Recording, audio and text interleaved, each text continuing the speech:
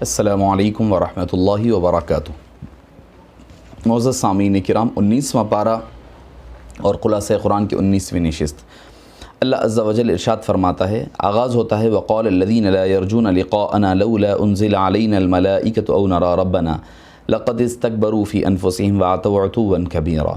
اللہ تعالیٰ سب سے پہلے مشرکین مکہ کا، مشرکین کے کفر اور ان کے تکبر کا ذکر فرما رہا ہے۔ وہ ایسے محسوس کرتے ہیں، وہ اپنے آپ کو ایسے سمجھتے ہیں کہ وہ اللہ سے ملاقات ہی نہیں کرنے والے ہیں کہ آپ صلی اللہ علیہ وسلم کی بات مانیں گے۔ وہ کہتے ہیں یا تو فرشتہ آسمان سے آ کر وہ ہمیں سمجھائے یا بذات خود اللہ کی ذات مبارکہ آ کر کے سمجھائے۔ ابھی تو انہیں فرشتے دیکھنے کی چاہت ہے، اگلی ہی آیت میں جس دن ان کو فرشتے نظر آئیں گے اس دن ان مجرموں کے لیے کوئی خوشی کا موقع نہیں رہے گا۔ اس کا ذکر اللہ تعالیٰ نے فرمایا۔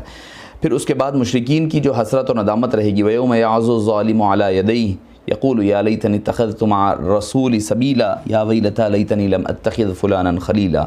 کل قیامت کے دن عذاب کو دیکھ کر کافر اپنی انگلیوں کو کاٹتے ہوئے انتہائی حسرت اور ندامت کے ساتھ کہنے لگیں گے کہ اے کاش میں فلاں، یہ خاص طور پر ابی بن خلف کے بارے میں آتا ہے، کہ کو اپنا دوست نہ بنایا ہوتا بلکہ آپ صلی اللہ علیہ وسلم کا راستہ اپنا لیا ہوتا۔ واقعہ یہ ہے کہ عقبہ بن ابی معیط یہ اسلام لے آیا آپ صلی اللہ علیہ وسلم کی دعوت پر، تو اس کا دوست ابی بن خلف کو پتہ چلا تو اس نے اس کو دین چھوڑنے پر مجبور کیا اور وہ دین چھوڑ دیا اور غزوہ بدر میں مارا گیا۔ اس کے بارے میں آتا ہے کہ کل قیامت کے دن جب وہ دیکھے گا دور سے اپنے دوست کی بات ماننے پر، وہ افسوس اور ندامت کا اظہار کرے گا۔ اس کا ذکر اس آیت کریمہ میں ملتا ہے۔ اور آپ صلی اللہ علیہ وسلم کا شکوہ بڑا اہم ہے، تو یہ کفار کے لیے مگر ہمارے لیے بھی وعید ہے۔ وقال الرسول یا رب ان قوم اتخذوا هذا القرآن مہجورا۔ اے اللہ، اے میرے رب، رسول کہیں گے قیامت کے دن، اے میرے رب، میری قوم نے اس قرآن کریم کو چھوڑ دیا تھا۔ یہاں مراد تو کفار ہے مگر ہمارے لیے بھی ایک وعید ہے، ایک نصیحت ہے کہ کیا پتہ کہ کل قیامت کے دن ہمارے اعمال کی خرابی کی وجہ سے اور قرآن سے دوری کی وجہ سے کہیں کل قیامت کے دن حبیب پاک ہماری شکایت آپ صلی اللہ کے دربار میں نہ فرما دیں۔ پھر اس کے بعد قدرت الہی کا ذکر ہو رہا ہے۔ الم تر کیف الی ربک کیف مد الظل ولو شاء لجعلہ ساکنا۔ اگر اللہ چاہتا تو جو سایہ ہے، سائے کو کیسے پھیلا دیتا ہے، اگر وہ چاہتا تو ایک ہی جگہ رکھ دیتا، اس کے ہاتھ میں، قدرت میں ہے۔ اس کی مثال اس نے سورج کے ذریعے سے دی۔ جب سورج نکلتا ہے تو مغرب کی طرف سے سایہ آتا ہے،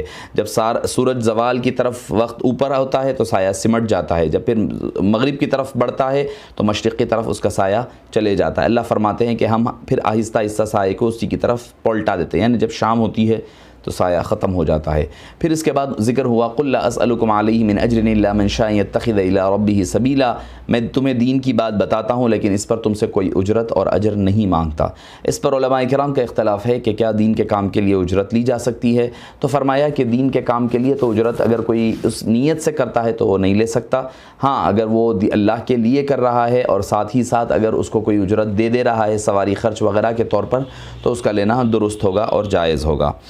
کیونکہ مومنین کو نہیں بلکہ باقی اس آیت میں آپ صلی اللہ علیہ وسلم جو فرما رہے ہیں میں تم سے اجرت نہیں مانگتا، تو یہ کفار سے مخاطبت ہے، مومنین کو نہیں۔ ایمان والے اور خصوصاً آپ نے ام المومنین بی بی خدیجۃ الکبریٰ رضی اللہ عنہا پر سے اپنا مال لیا بھی ہے اور خرچ بھی فرمایا ہے۔ پھر عباد الرحمن، اللہ کے نیک بندوں کا تذکرہ ملتا ہے۔ یہاں سے کچھ آیات تک عباد الرحمن کے 12 اوصاف ذکر کیے گئے، یعنی کیسے وہ زمین پر عاجزی سے چلتے ہیں، جب جاہل ان سے بات کرے تو ان کو سلام کہہ دیتے ہیں، رات سجدے اور قیام کی حالت میں گزارتے ہیں، یعنی تہجد کا اہتمام کرتے ہیں، جہنم کے عذاب سے بچنے کی دعا مانگتے ہیں، میانہ روی سے چلتے ہیں، نہ فضول خرچ کرتے ہیں، نہ وہ بخل سے کام لیتے ہیں، اللہ تعالیٰ کے ساتھ کسی کو شریک نہیں ٹھہراتے، نہ کسی کی حق تلفی، نہ کسی کا قتل کرتے ہیں، نہ زنا کرتے ہیں، نہ جھوٹی گواہی دیتے ہیں، گناہ کی جگہ سے گزرتے ہیں تو وہاں کھڑے نہیں رہتے ہیں، قرآن کریم کو سمٹ کر سمجھ کر پڑھتے ہیں اور اس پر عمل کرتے ہیں، دعا مانگتے ہیں اللہ ہمارے اہل و عیال پر کو ہماری آنکھوں کی ٹھنڈک بنا اور ان کے ذریعہ بنا اور انہیں متقین بنا۔ ان اوصاف کو اللہ تعالیٰ نے اس آخری رکوع میں سورہ فرقان کے ذکر فرمایا ہے،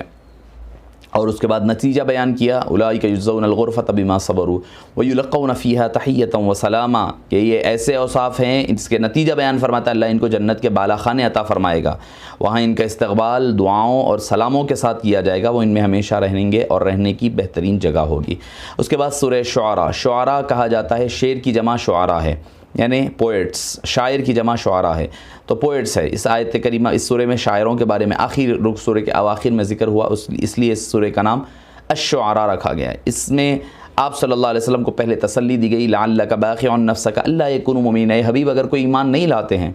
تو آپ اپنے آپ کو ہلاکت میں مت ڈالیے، اپنے آپ کو تکلیف میں، اپنے آپ کو مصیبت میں مت مبتلا فرمائیے کہ اگر وہ ایمان نہیں لاتے ہیں تو کوئی مسئلہ نہیں ہے، اللہ تعالیٰ کل قیامت میں ان کو دیکھ لے گا۔ پھر اس کے بعد یہاں سے جیسے کہ ہم گزشتہ بھی میں نے عرض کیا تھا کہ سورہ شعراء میں پھر سے دوبارہ انبیاء کرام کے واقعات ریپیٹ ہوں گے،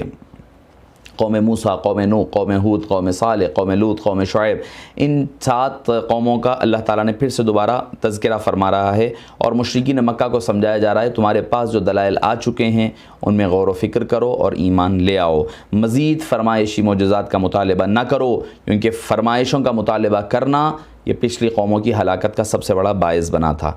پہلے آغاز ہو رہا ہے موسیٰ علیہ السلام کی قوم سے، وَإِذْ نَادَىٰ رَبُّكَ مُوسَىٰ أَنِ ائْتِ الْقَوْمَ الظَّالِمِينَ، اللہ نے موسیٰ علیہ السلام کو حکم دیا کہ فرعون کے پاس جا کر انہیں دعوت دیں۔ حضرت موسیٰ نے اللہ سے درخواست کی، میں ڈر محسوس کرتا ہوں کہیں وہ مجھے جھٹلا نہ دیں، وہ مجھ سے ایک ایسا کام قبطی کا قتل ہوا تھا جس کی وہ یہ لوگ گناہ سمجھتے ہیں، لہٰذا آپ میرے ساتھ میرے بھائی ہارون کو بھی نبوت دے دیں تاکہ کوئی میری تائید کرنے والا ہو۔ تو اللہ نے حضرت ہارون کو بھی ساتھ روانہ فرمایا، اس کا تفصیلی واقعہ ملتا ہے۔ پھر حضرت ابراہیم علیہ السلام کا واقعہ ملتا ہے، وَاتْلُ عَلَيْهِمْ نَبَأَ إِبْرَاهِيمَ إِذْ قَالَ لِأَبِيهِ وَقَوْمِهِ مَاذَا تَعْبُدُونَ، کہ آپ نے اپنے چچا سے جو فرمایا تھا کہ اپنے اسلام لاؤ اور ایمان لاؤ، تمہیں کوئی اور چیز نفع نقصان نہیں پہنچا سکتی، اس کا واقعہ ملتا ہے۔ پھر قلب اطہر پر اس کے بعد پھر فرمایا کہ دنیا اور آخرت میں بھیجے جانے والی چیز کیا ہے، فرمایا کہ اللہ تعالیٰ نے جو حضرت ابراہیم الا من اتى اللہ بقلب سلیم، جو کوئی کل قلب سلیم لے کر کے آئے گا وہی یوم لا ينفع مال ولا بنون، نہ مال کام دے گا نہ اولاد کام دے گی تو قلب سلیم جو مطمئن دل ہوگا وہ کام آنے والا ہے۔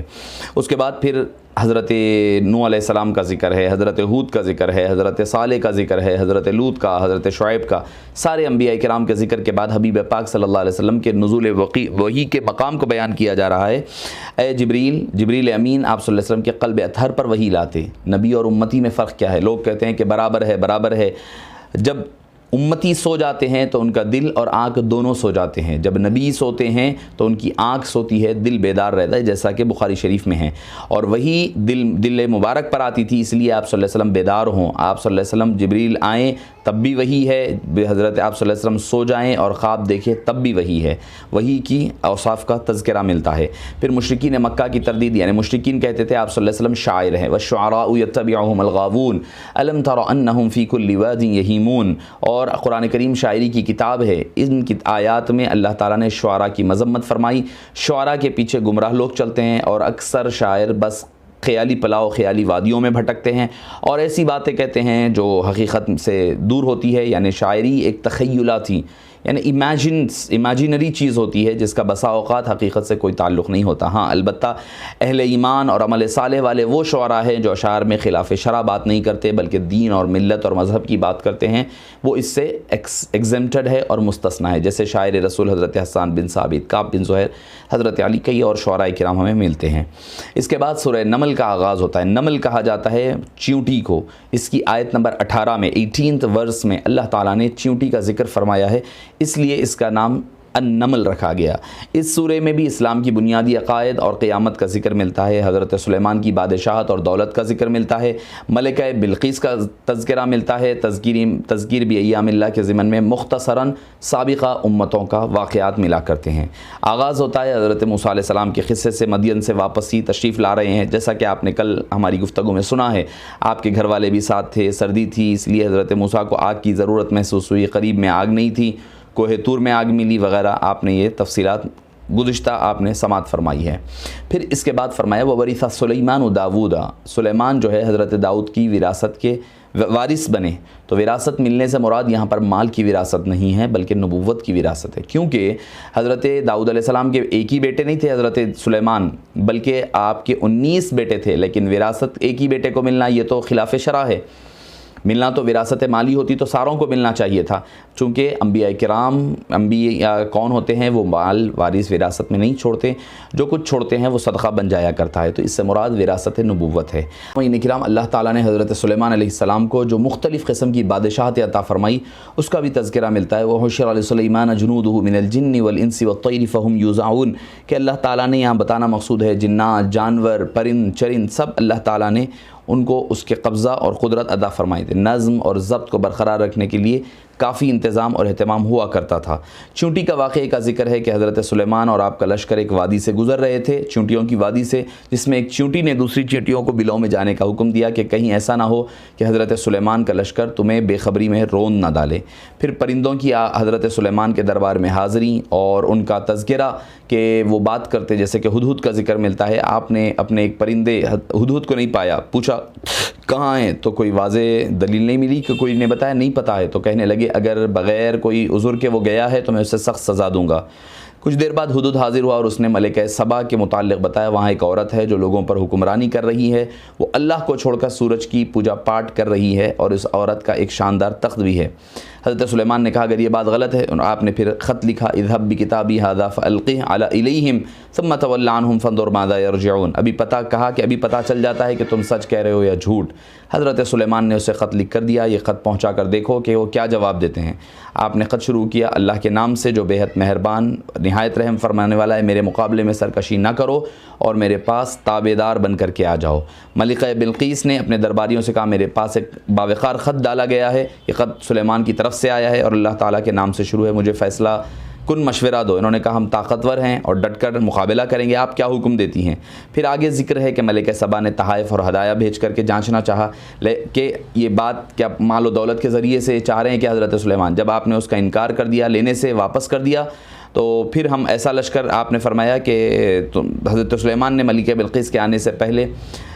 فرمایا کہ ہم تحائف نہیں لیں گے، اگر انکار کرو گے تو ہم اپنی فوج کی چڑھائی کر دیں گے۔ پھر حضرت سلیمان نے ملکہ بلقیس سے آنے سے پہلے اپنے وزیر آصف بن برقیہ کے ذریعے سے اس کا جو وزنی بھاری خط تھا وہ منگوایا۔ یہ حضرت آصف بن برقیہ کی کرامات ہے، اس سے پتہ چلتا ہے کہ اولیاء کرام کی کرامات برحق ہے۔ پھر اس کے بعد جب اس نے دیکھا تو آپ کی فرمانبرداری کے لیے مطیع بن گئی اور فرمانبرداری اختیار فرمائی، اور اس نے کہا کہ حضرت سلیمان علیہ السلام کی جب دیکھا تو پریشان ہو گئی کہ بھئی میرا تخت ہے، یہ تو